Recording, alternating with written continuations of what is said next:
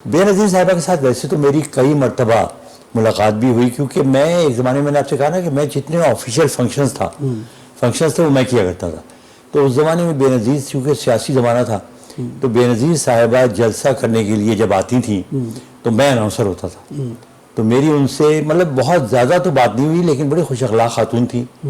और इसके अलावा एक मरतबा उनसे मेरी गुफ्तगू करने का मौका मिला, और वो भी मैं एक बड़ा दिलचस्प वाक़या आपको सुनाऊँगा।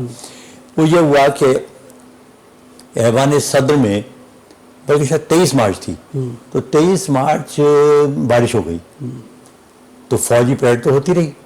जब ख़त्म हुई तो टेलीविज़न वालों ने ये कहा कि जी हम आपके कुछ इंप्रेशन रिकॉर्ड करना चाहते हैं, तो आप टीवी स्टूडियो में चलें।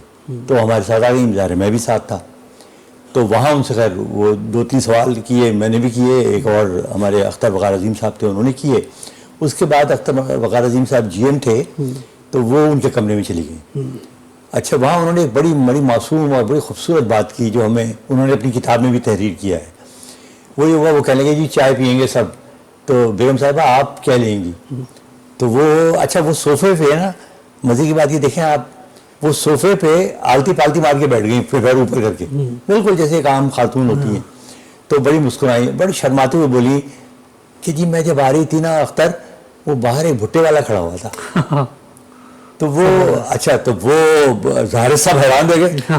वो भुट्टे मंगवाए गए, और जिस तरह उन्होंने खाया, बिल्कुल ये लग रहा था जैसे कोई घरेलू खातून बहुत ही मासूम किस्म की, और वो भुट्टे खा रही है।